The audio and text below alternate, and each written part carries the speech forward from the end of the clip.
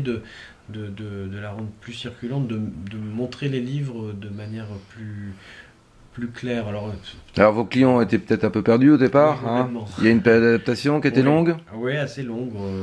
Je pense qu'on en est sorti de cette période d'adaptation, mais pendant les 6 premiers mois, les choses ont été relativement compliquées. Les gens nous demandaient de la papeterie, ils nous Ouais. demandaient où Ouais, étaient alors les justement, on disques. pourrait parler de ça parce que je crois qu'il y a même eu pire, puisqu'en fait, je crois qu'à partir du moment où le gars n'était plus là, propriétaire, les gens ont cru pendant un certain temps que la librairie n'existait plus, hein. Oui, et qu'elle allait fermer. Ouais. Alors, c'est vrai qu'on a été en travaux pendant tout le mois d'août et même en tout début septembre encore, ce qui est la pire des périodes pour être en travaux, parce que bon, voilà, que les lieux n'ont été vraiment mis enfin, hors d'eau, on va dire, enfin, ont été vraiment construits avec les cloisons qui fermaient les anciens lieux, etc. Bref, tout ça n'a été vraiment terminé que au mois de novembre. C'est donc ça a duré pas mal de temps dans les travaux, etc. Et les gens se posaient beaucoup de questions. Du reste, on a, je pense, en tout cas sur cette période-là, perdu beaucoup de clients. Mais qui sont peut-être revenus. Beaucoup sont revenus. Mm. Et d'autres, je sais pas, parce qu'il y avait aussi des clients qui ne venaient pas pour le livre ici. Ouais. Évidemment, ils n'ont plus de raison tellement de rentrer ici si le livre. Mais alors à ce les propos, attire on a la pas. FNAC qui est juste à côté. C'est vrai que la FNAC, bon, on n'a pas beaucoup de livres par rapport à vous qui est librairie quand même dédiée aux livres, un espace dédié aux livres. Bon, c'est peut-être pas utile qu'il y ait deux commerces de multimédia l'un à côté de l'autre. En tout cas, Ouais. si vous voulez, pour ma compagne et moi, notre métier c'est le livre. Vous, c'est le livre, ça fait longtemps que vous bercez dans le livre. Voilà. Donc, voilà. Les autres métiers, comme par exemple la papeterie, on les connaît. On les connaît un peu. C'est pas notre cœur de métier, mais on les connaît un petit peu. On pourrait très bien imaginer la papeterie. Mais après, il y a des contraintes de surface aussi. C'est-à-dire que si on introduit une autre activité que le livre sur cette surface-là, ça signifierait réduire la place consacrée au livre. On n'a pas très envie de ça. Aujourd'hui, on a envie au contraire d'accueillir les livres le mieux possible, d'accueillir les gens qui les écrivent, les gens qui les lisent. Et si on met beaucoup d'activités dans la même surface, on va C'est bien ciblé comme ça, tant mieux. restreindre. Bah, écoutez, en tout cas, c'est ce qu'on Alors, essaie de faire. puisqu'on parlait, oui, du multimédia, etc. Alors, le livre virtuel, vous y croyez?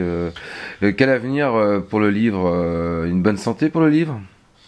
Bah, de toute façon, pour les mois actuels et pour encore quelques mois, je crois que Oui, mais là, c'est pas... tout est un Ouais, peu bizarre, quoi. c'est un peu bizarre, oui. Bon, disons qu'on peut pas se faire une réelle idée, Non, non. tout est un peu ralenti, etc.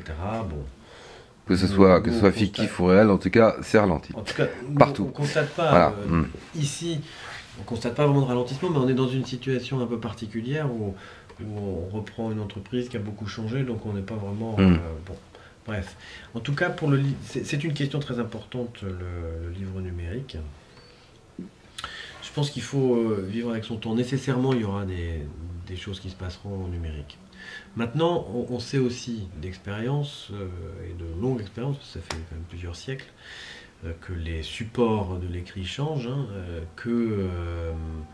il n'y a jamais de substitution totale, et que lorsqu'on a un nouveau support, ce sont aussi d'autres formes écrites qui naissent.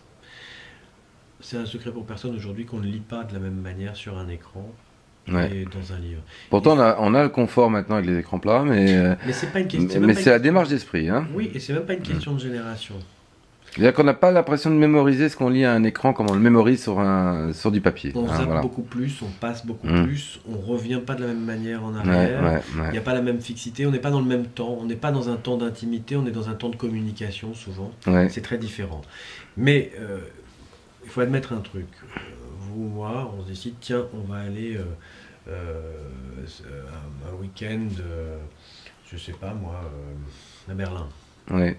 Berlin, c'est une ville de culture, il y a plein de musées.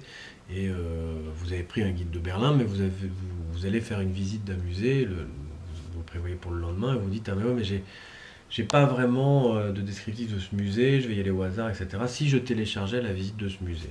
Bon, pareil. Voilà des applications très intéressantes en matière de tourisme. Les scientifiques, ça fait très longtemps que leurs articles sont numérisés. Ouais. Aussi, il y a tout un pan. Et donc, l'édition, par exemple, de Sciences Humaines souffre un peu. Parce que la publication d'articles se fait plus de la même manière qu'avant.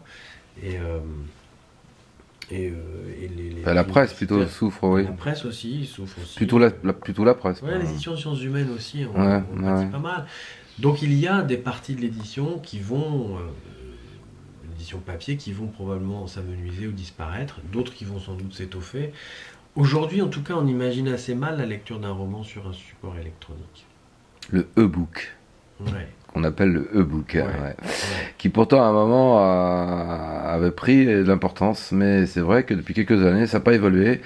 De toute façon, le livre est un objet. Alors parlons de l'objet peut-être. Mais oui, ça compte beaucoup. Le livre, c'est des idées. C'est un volume. C'est un texte, mais c'est aussi un objet.